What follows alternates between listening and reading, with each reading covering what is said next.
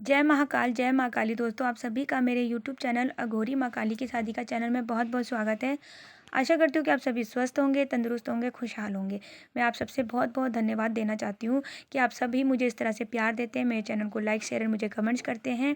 इसी तरह से आप मुझे लाइक, शेयर एंड मुझे कमेंट्स किया करें और मेरे चैनल को सपोर्ट किया करें।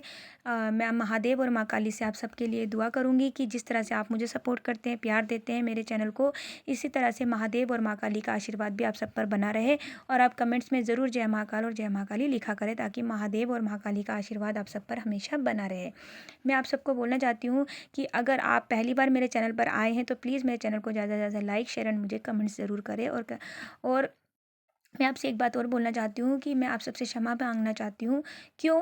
क्योंकि मैं बहुत दिनों से वीडियो को अपलोड नहीं कर पा रही, क्योंकि आपने शॉर्ट में देखा होगा मेरे कि मैं उज्जैन गई हुई थी महादेव जी के, जो महादेव जी का महाकाल महाकाल जी का जो मंदिर है उज्जैन में, उनके दर्शन करने के लिए गई थी।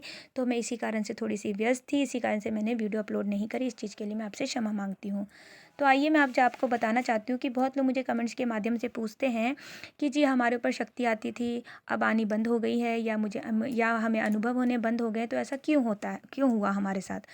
तो जी ऐसा इसलिए हुआ क्योंकि ये सब हमारी ही गलतियों के कारण ऐसा हमारे साथ होता है। क्योंकि शक्तियाँ रुष्ट हो जाती हैं, फिर वो अपना अनुभव देना बंद कर देती हैं या आपके ऊपर शक्ति आना रुक जाती है। तो क्यों, ये सारी चीज़ें हमारी ही गलतियों के कारण जो हम अनजाने में कर देते हैं उस वजह से होता है।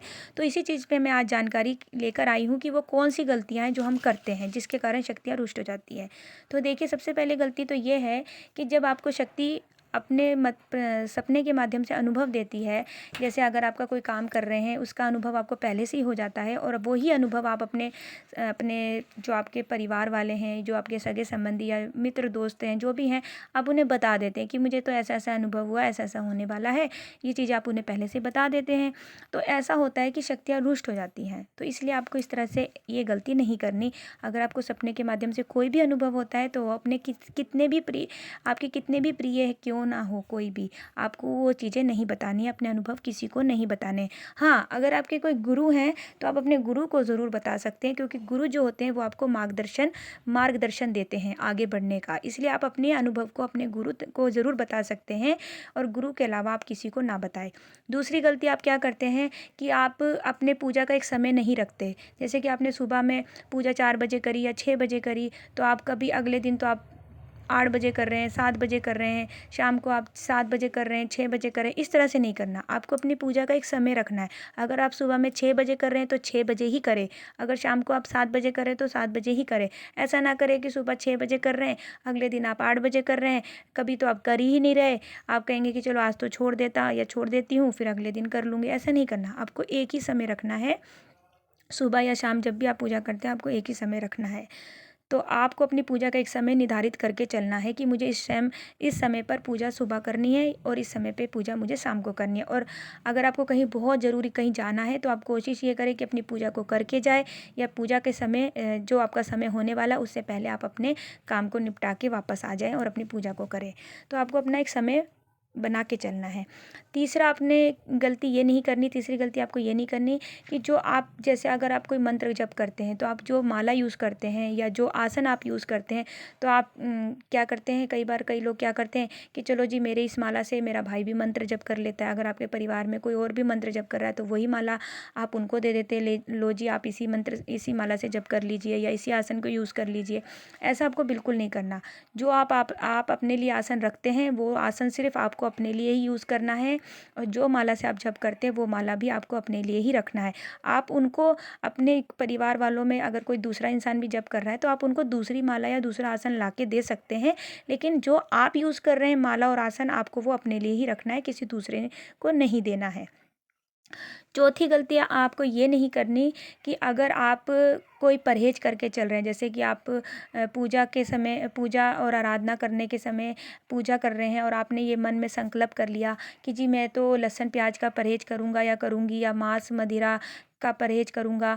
तो आप क्या करते हैं कि चलो जी पूजा पाठ तो मैं डेली कंटिन्यू करता हूँ, चलो आज मैं मांस मदिरा नहीं खाऊँगा, चलो आज फिर आप पार्टी फंक्शन में गए, वहाँ पे आप खा लेते हैं, चलो जी कोई बात नहीं, आज मैं पूजा ही नहीं करूँगा, आज मैं खा लेता हूँ मांस खा लेता हूँ या मदिरा पी लेता हूँ, आज मैं कर लेता हूँ, भगवान माफ़ करेगा, मैं अगले दिन से परहेज करूँगा। इस तरह से नहीं करना। ठीक है। अगर आप पूजा पाठ कर रहे हैं, तो अगर आपने मन में सोचा है कि मुझे मांस, मदिरा या लहसुन प्याज का परहेज़ करना है, तो आप उस चीज़ पे पक्के रह के चलिए। आपको पूरा ये संकल्प को पूरा करना है। आपको ये नहीं कि आप पार्टी फंक्शन में गए तो वहाँ खाने लग गए, वहाँ पीने लग गए, इस तरह से नहीं करना। आप जो पूजा पाठ में आपने सोचा है कि मुझे नहीं खाना, तो आप उस चीज़ का परहेज़ करके चलिए।